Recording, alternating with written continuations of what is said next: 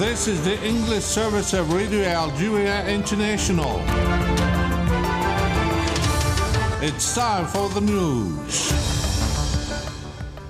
The permanent representative of Algeria to the United Nations Office and International Organization Geneva, Rachid Beledhan, has rejected in clear and unequivocal terms the blackmail imposed by Morocco on the High Commissioner for Refugees and other humanitarian agencies.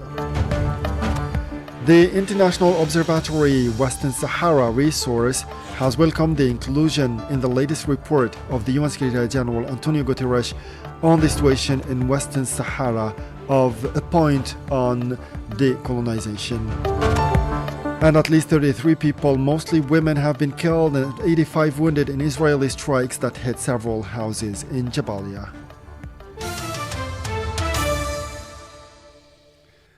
Those were the headlines, and now the news in detail from Radio Algeria International. First in our news, the Speaker of the National People's Assembly, Brahim Boughali, has said in Geneva, Switzerland, that Algeria's participation in the 149th session of the Interparliamentary Union IPU has been an opportunity to plead for just causes, mainly the Palestinian and Lebanese causes, and to discuss the various challenges linked to technological progress and artificial intelligence. Let's listen to him. Concerning our participation to the 149th Commission of the International Parliamentary Union, it was an opportunity for discussing the challenges related to the technological progress and artificial intelligence, particularly on the economic and ethical levels. This is first. Second, we discussed the development issues and ways to strengthening dialogue and cooperation between countries through the parliamentary diplomacy. The Palestinian cause and the Zionist aggression against Gaza and Lebanon held a pride of place in our discussions. We also sought to secure the adoption of emergency provision on the Palestinian question at the 149th IPU Assembly, but even if we failed, we secured the broad support for the cause by MPs from all over the world. We also called for the boycott of the speech made by the representative of a Zionist entity to which various countries belonging to Arab geopolitical group or the Islamic geopolitical group had responded. We highlighted Algeria's unwavering positions and its leading diplomacy, led by the President of the Republic, Abdelmajid Tebboune. We also called for an immediate ceasefire to force the Zionist entity to respect and abide by the UN resolutions and international legality, and to find a lasting solution to the Palestinian cause, the core of conflict as provided for by the UN resolutions.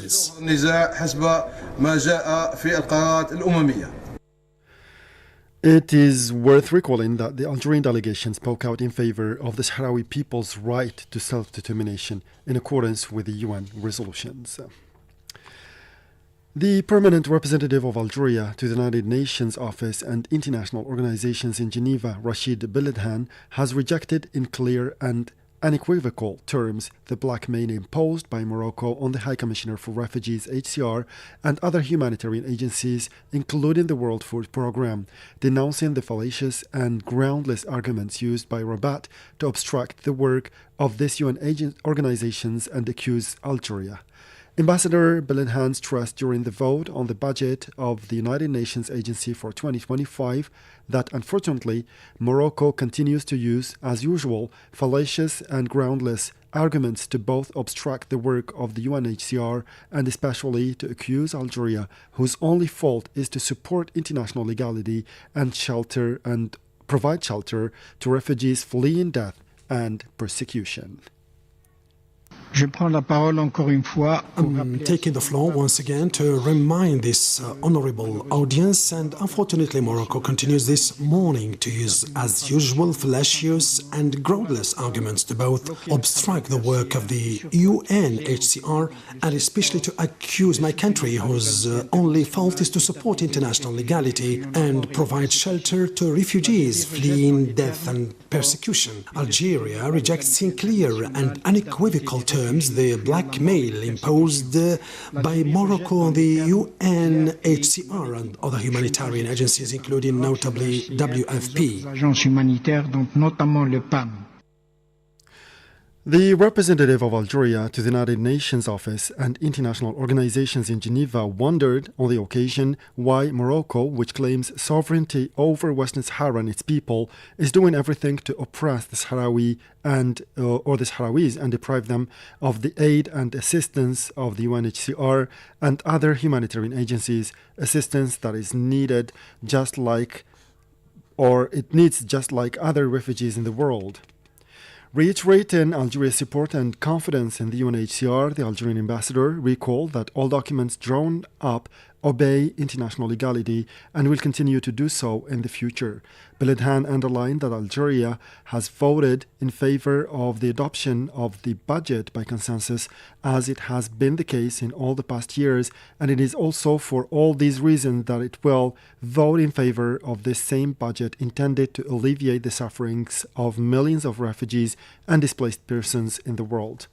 He assured that Algeria will also ensure that the respect of the language used by the United Nations is guaranteed and that it will not accept in any way any modification based on arbitrary politicization and the hostage taking of the eminently humanitarian action of the UNHCR. Let's listen to Mr. Beledhan again. C'est sur cette base que l'Algérie s'est prononcée. It's on this basis that Algeria voted in favor of adopting the budget by consensus this morning, as it was the case in all the past years, and it is also for all these reasons that it voted in favor of this same budget intended to alleviate the suffering of millions of refugees and displaced persons in the world. Algeria will also ensure that the respect for the language used by the United Nations is guaranteed and will not accept in any way any modification based on arbitrary politicization and the hostage-taking of the eminently humanitarian action of the UNHCR. During his speech at the 75th session of the UNHCR Executive Council held in Geneva from October 14 to 18, Ambassador Beledhan encouraged international humanitarian agencies and donors to make their contribution to the implementation of the support plan for the 173,600 Sahrawi refugees in need. Still with the Sahrawi file, the International Observatory Western Sahara Resource Watch has welcomed the inclusion in the latest report of the UN Secretary-General Antonio Guterres on the situation in Western Sahara over reference to Morocco's plundering of the territory's natural resources, urging the UN chief to link this plundering to the current impossibility of allowing the Sahrawi people to exercise their right to self-determination. The observatory said, in fact, that for the first time in years, a relatively strong sentence has been included on the use of the territory's natural resources. The UN chief stressed in his report on the situation in Western Sahara, distributed to the members of the Security Council meeting last Wednesday behind closed doors, that there are reports of the exploitation of natural resources in Western Sahara without proper consultation or participation of the communities concerned. According to these sources, investments often favor interests that do not meet the needs of the local Sahrawi population, exacerbate economic disparities, and prevent equitable development for all Sahrawis. With a view to the future, the observatory calls on the UN Secretary-General to more vigorously link the plundering of the current impossibility of allowing the Sahrawi people to exercise their right to self-determination, which remains the fundamental principle of the UN peace process. Shifting now to the Middle East, where at least 33 people, mostly women, have been killed and 85 wounded in Israeli airstrikes that hit several houses in Jabalia, the largest of Gaza's 8 historic refugee camps, where residents said tanks blew up roads and houses. The Hamas-run Gaza government media office said the death toll from the strikes could rise because some people were believed to be trapped under the rubble, and the Palestinian official news agency Wafa said children were among those killed. Other Israeli strikes killed at least 39 Palestinians across Gaza on Friday, 20 of them in Jabalia, the Gaza Health Ministry said. Residents of Jabalia said Israeli tanks had reached the heart of the camp after pushing through suburbs and residential districts. They said the Israeli army was destroying dozens of houses daily from the air and the ground, and by placing bombs in buildings, then detonating them remotely. In all, the death toll has surpassed 72 killed in Israeli attacks across Gaza in the last 24 hours, as earlier reported by the health authorities in the enclave. At least 450 people have been killed since the siege began 2 weeks ago. And Palestinian sources affirm that over 400 people were killed for the past 2 weeks as part of the Israeli army's offensive on Gaza's northern part.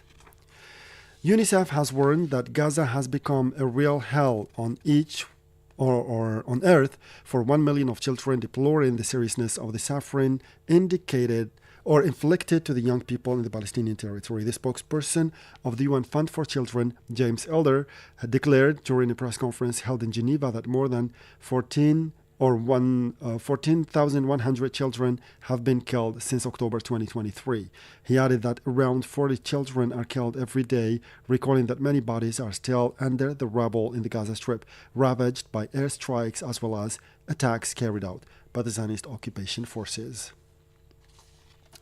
To Lebanon now, where Israeli army pursues its attacks, killing at least 2 people north of Beirut.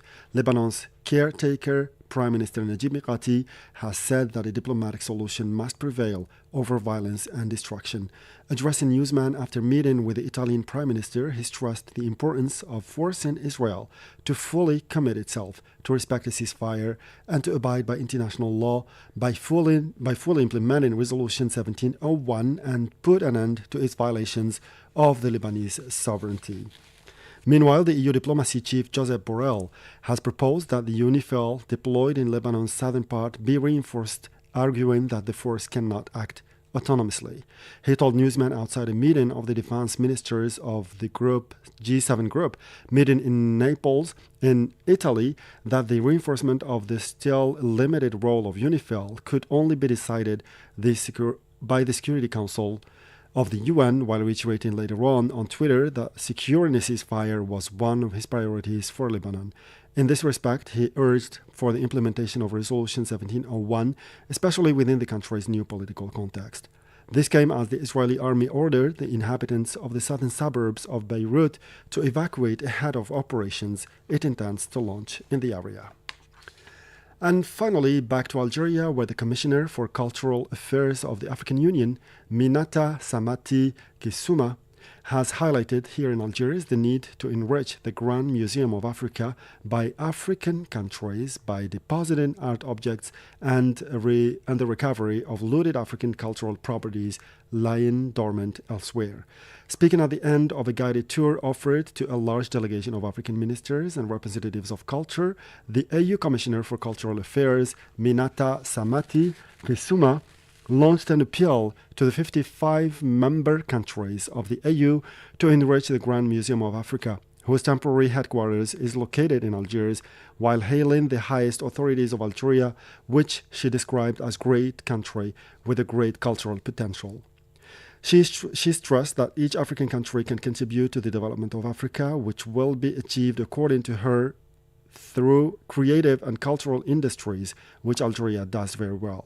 Chaired by the Minister of Culture and Art, Soraya Mouloudji, the guided tour consisted of the presentation of the exhibitions of paintings, craft products, and traditional outfits in a fashion version organized by her department for the delegation of the African Union, which was thus able to discover the diversity and richness of the Algerian cultural heritage, a major element of the African cultural mosaic.